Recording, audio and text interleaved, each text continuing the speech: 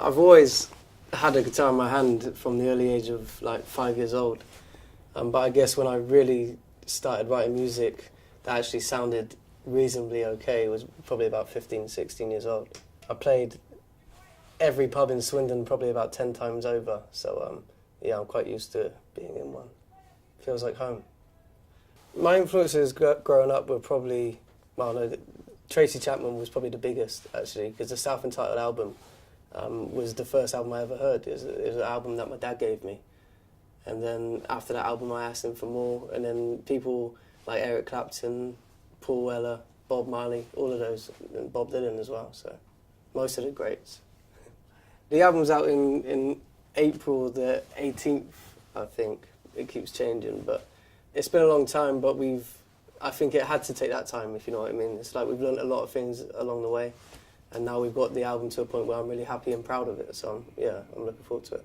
We had about 30, 40 songs that we're really happy with, and then yeah, the hard process of cutting them down was a long one, actually, but we got there in the end.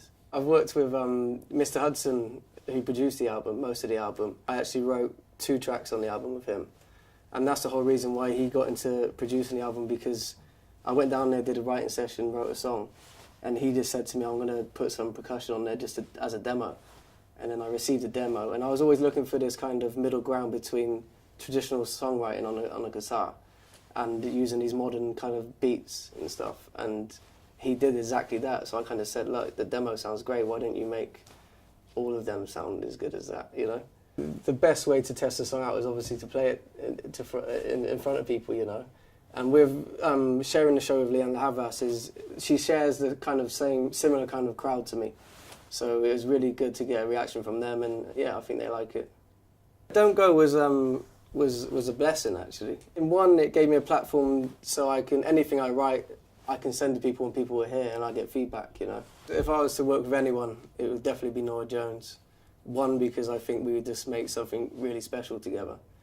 And I think she's really gorgeous as well. I'm a massive fan of Fink, so when he asked if he could remix Waiting For You, I was like, for sure, man. And I've just come back from staying at his house in Brighton, and we've just been writing so many songs, man. He's a good guy to work with, so it's a pleasure. I've got a tour coming up called Waiting for Josh. Hashtag Waiting for Josh. And basically, people can go on my Facebook, fill out a small form, and depending on their age, location, and how many people they can get to their living room, then I'll turn up with an acoustic guitar and play 5 or 6 songs off the album. So it's quite simple, but it could be quite fun as well.